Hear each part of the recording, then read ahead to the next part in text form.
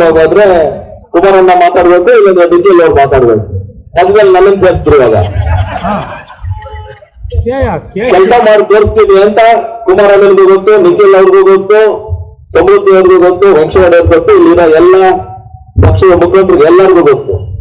ಒಂದು ವರ್ಷದಲ್ಲಿ ನಾನು ಏನು ಕೆಲಸ ಮಾಡಿದ್ದೀನಿ ಅಂದ್ರೆ ಮಾಧ್ಯಮ ಮಿತ್ರರಿಗೆ ಏನು ಒಂದು ಪ್ರೆಸ್ ಮೀಟ್ ಮಾಡಿದ್ದೀನಿ ಅವತ್ತು ಹೇಳಿದ್ದೀನಿ. ಮತ್ತೆ ಅದು ಹೇಳ್ಬೇಕು ಅಂದ್ರೆ ಇವಾಗೆಲ್ಲ ಈಗ ಜನ ಎಲ್ಲ ಬಹಳ ಲೇಟ್ ಆಗಿದೆ ಅಂತ ನಿಖಿಲಣ್ಣ ಅವರು ಒಂದು ಹೇಳ್ತಿದ್ದಾರೆ. ಒಂದು 2 ನಿಮಿಷದಲ್ಲಿ ಮುಗಿಸ್ಬಿಡ್ತೀನಿ. ರೋಡ್ ಓವರ್ ಬ್ರಿಡ್ಜ್ ಆರೋಗ್ಯ ಅಂತ ಏನು ಹೇಳ್ತಾರೋ, ನಮ್ಮ ಬಂಗಾರಪೇಟೆ ಕ್ಷೇತ್ರದಲ್ಲಿ ಸುಮಾರು 2-3 ಕಡೆ ಜಾಸ್ತಿ ಹೆಚ್ಚು ಕಡಿಮೆ ಆಗ್ತದೆ. ಸ್ಯಾನಿಟೋರಿಯಂ ಇನ್ನೂ ಹೆಚ್ಚು ಕಡಿಮೆ ಆಗ್ತದೆ. ಕರೆಕ್ಟ್ ಅಲ್ಲ? ಸ್ಯಾನಿಟೋರಿಯಂ ಹೋಗ್ಬೇಕು ಅಂದ್ರೆ ನಿಮಗೆ ಸುಮಾರು ಒಂದು ಅರ್ಧ ಗಂಟೆ ಕಾಯ್ಬೇಕು ನೀವು. ಇದು ಕಾಮಸಮುದ್ರ, ದೇಶದಲ್ಲಿ SN ರಿಸಾರ್ಟ್ ಈ 4 ಆರೋಗ್ಯ ಟೆಂಡರ್ ಸ್ಟೇಜ್ ಬಂದಿದೆ. ಇದು ಸುಮಾರು 25-30 ವರ್ಷದಿಂದ ಏನು ಆಗದೆ ಇರೋದು. ನನಗೆ 1 ವರ್ಷ ನೀವು ಏನು ಅವಕಾಶ ಕೊಟ್ಟಿದ್ದೀರೋ, ನೀವು ಏನೋ ಒಂದು ಆಶೀರ್ವಾದ ಮಾಡಿಕೊಟ್ರು, ಈ 1 ವರ್ಷದಲ್ಲಿ ಮಾಡಿ ತೋರಿಸಿದ್ದೀನಿ. ಇಲ್ಲ 2 ತಿಂಗಳಿಂದ 3 ತಿಂಗಳಿಗೆ ಟೆಂಡರ್ ಆಗಿ ನಿಮ್ ಕೆಲಸ ಆಗುತ್ತೆ.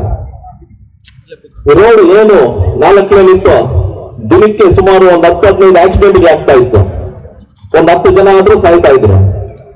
ಗಡ್ಕರಿ ಸಾಹೇಬ್ರಿಗೆ 2 ನಿಮಿಷ ಟೈಮ್ ಕೊಡಿ, ನಿಮ್ಗೆ ಮಾತಾಡಬೇಕು, ನಾನು ಈ 4 ಲೈನ್ 6 ಲೈನ್ ಮಾಡಬೇಕು ಅಂತ ಕೇಳಿದೆ. ಅವ್ರು ಬರೀ 2 ನಿಮಿಷ ಕೊಡ್ತೀನಿ, ನಿನಗೆ ಯಾಕೆ 6 ಲೈನ್ ಬೇಕು ಅಂತ ಹೇಳಿದ್ರು.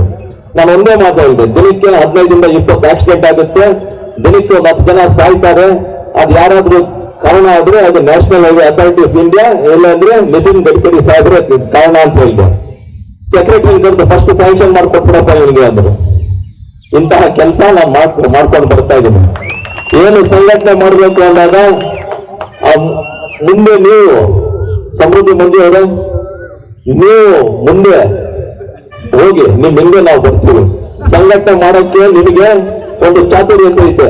You have that responsibility, you can do that. ನಿಮ್ ಹಿಂದೆ ನಾವು ಬರ್ತೀವಿ. ನೀವು ಯುವಕರಾದ್ರೇನು ಈ ವೇದಿಕೆ ಮೇಲೆ ಯಾರ್ಯಾರು ಗಂಡಿರುವರು ಎಲ್ಲರಿಗೂ ಇಂತ ಚಿಕ್ಕ ವಯಸ್ಸು ನಿಮಗೆ ಆದ್ರೇನು ನಿಮ್ ಹಿಂದೆ ನಾವು ಬರ್ತೀವಿ. ಯಾಕಂದ್ರೆ ಪಕ್ಷ ಸಂಘಟನೆ ಮಾಡಬೇಕು. ಮುಂದೆ 2028 ಕುಮಾರಣ್ಣ ಮುಖ್ಯಮಂತ್ರಿ ಮಾಡಬೇಕು. ಕುಮಾರಸ್ವಾಮಿ ಅವ್ರಿಗೆ ಒಂದು ಏನು ಜವಾಬ್ದಾರಿ ಕೊಟ್ಟಿದ್ದಾರೆ ಕುಮಾರಣ್ಣ, ಅದಕ್ಕೆ ಕೋಲಾರ ಜಿಲ್ಲೆಯಲ್ಲಿ ನೀವು ನಡೀರಿ, ನಿಮ್ ಹಿಂದೆ ನಾವು ಇರ್ತೀವಿ ಅಂತ ಹೇಳ್ತಾ ನಾನು 2 ಮಾತು ಮುಗಿಸ್ತಾ ಇದ್ದೀನಿ. ಜೈ ಹಿಂದ್, ಜೈ ಕರ್ನಾಟಕ.